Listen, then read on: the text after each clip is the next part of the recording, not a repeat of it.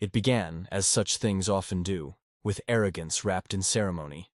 The Valari Dominion, a thousand-world empire that had outlasted 3 star ages, stood at the center of galactic civilization. Their High Council regarded themselves as the architects of order, lawgivers to the lesser species that now filled the Orion Spur. To them, humanity was an upstart mistake, a species that had advanced too far, too fast, without permission. So when the human colony of New Carthage refused to pay tribute for protection, the council convened, and with a wave of jeweled hands they ordered disciplinary action. They called it a lesson. Human historians would later call it a massacre. The ashes of New Carthage. The first strike came at dawn, or what passed for dawn beneath New Carthage's twin suns. The Valari dreadnought Vazul's Grace entered orbit without warning. Its shadow swallowed the capital, the pale city of Meridian. Moments later, the sky opened. Orbital bombardment glassed continents. Forests vaporized into plumes of molten light. The colony's defense grid, a modest system of automated turrets and a single orbital platform, vanished in the first volley. Valari soldiers, tall and elegant, descended in formation to hunt the survivors. Their commander broadcast his words across all frequencies, his voice cold and disdainful. You will learn that resistance to the Council is rebellion. Rebellion for lesser species is not permitted. They executed the colony's governor live, a woman named Dr. Mara Hale, as she stood amid the rubble. When she spat in their faces, they laughed and fired. The Valari left nothing but ash, and in their reports, they called it a policing action. To them, it was finished. The mockery of the council, in the grand chambers of the council spire, the Valari delegates celebrated. They sipped crystalline wines, discussing humanity with idle contempt. Primitive mammals, one said, his skin shimmering with pride. They think courage is a substitute for dominion. Their fleets are outdated, said another. Their ships still rely on kinetic munitions. How quaint.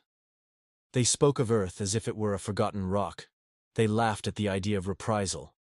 And when the human ambassador, a quiet woman named Elaine Voss, demanded to speak before the council, they allowed it, if only for amusement.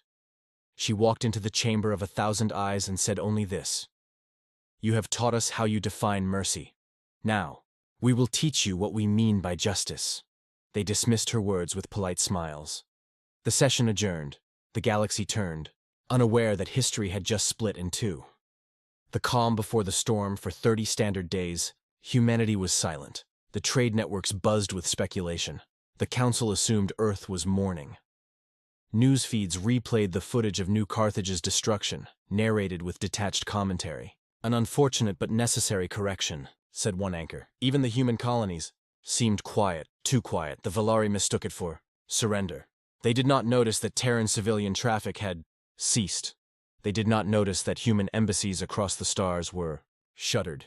They did not notice the faint, gravitational tremors at the edges of their systems, the telltale ripples of warp corridors opening and closing again. But the miners on Tau Ceti's rings saw it first. A shadow moving behind the gas giant. A formation of ships larger than anything in known records, moving without transponder codes. They reported it to the council. The message never arrived. The silence breaks. It began with a broadcast.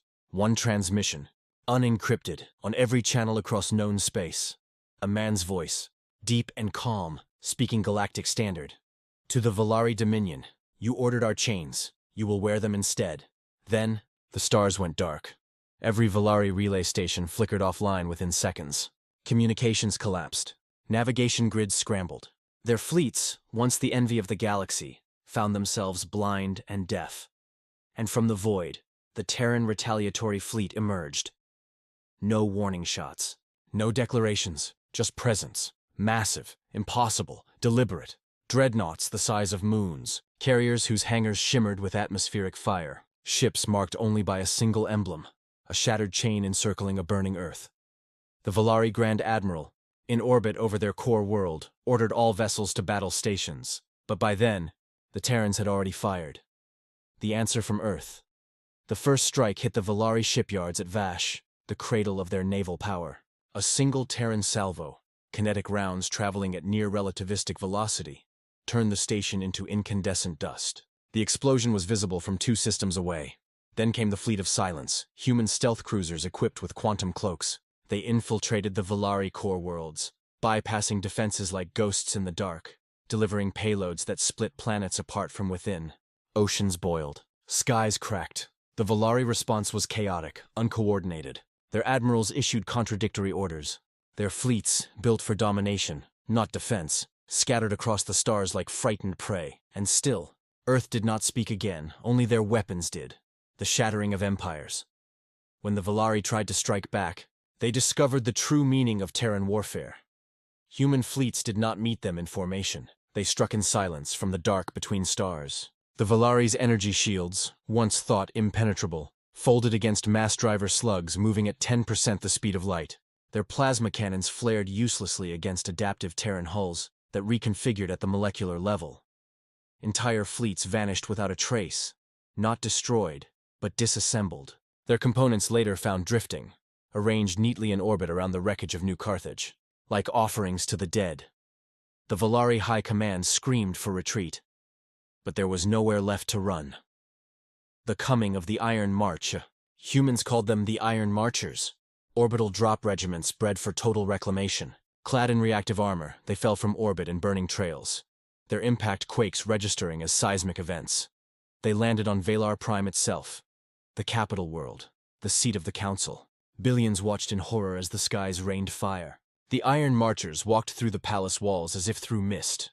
Their commander, General Adrian Voss, son of the executed ambassador, entered the council chamber carrying no weapon, only a recording device. He placed it on the table where the High Council had once sat in judgment, and spoke softly. "You taught us that power demands obedience. Today, we demand yours." Behind him, thousands of armored figures stood in perfect silence, a living wall of vengeance. The council, trembling, tried to negotiate. They offered surrender, tribute, even servitude. Voss nodded. Then he said, "Accepted. You will serve as examples."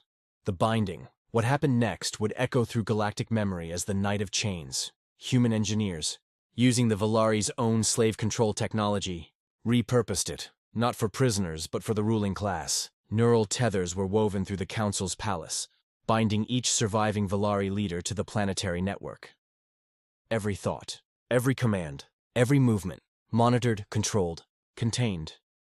The same system they had used for centuries to control others now governed them. Their minds became the processors that maintained the world's climate systems. Their consciousnesses fused into the infrastructure of their own empire, bound forever. Their last recorded transmission was a single, unified plea.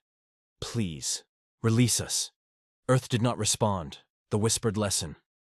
The war was over in less than 30 days. The Dominion collapsed overnight. Its colonies surrendered without resistance. The other galactic powers watched, frozen in disbelief, as the Terran flag, black and silver, rose above the ashes of Valar Prime. No occupation, no annexation, just silence. Human fleets withdrew. Beyond the galactic rim, their transmissions ceased. They left nothing behind but wreckage and whispers. Trade. Ships that later crossed the ruins of the Volari. Systems found messages etched into drifting metal, carved by Terran hands. "We are not your subjects. We are the answer you feared."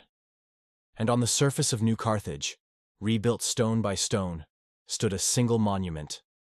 It bore no names, only words. "Mercy is the choice of the strong. We chose justice." Epilogue. The fear that remained a century later, the galaxy still remembers. Children of 100 worlds whisper stories of the Earthborn vengeance, of fleets that appeared from nothing and vanished into legend. Empires still measure their ambitions by that memory, asking themselves, before any conquest, is this worth their attention? Because even now, deep in the void, Terran ships patrol the silent dark, unseen, waiting, watching. And when the arrogant and the cruel begin to forget, a signal echoes through the stars, 3 pulses, slow and steady, the old message: "You ordered our chains, you will wear them instead." And so, the galaxy obeys the unspoken law written in fire and steel: never provoke Earth again.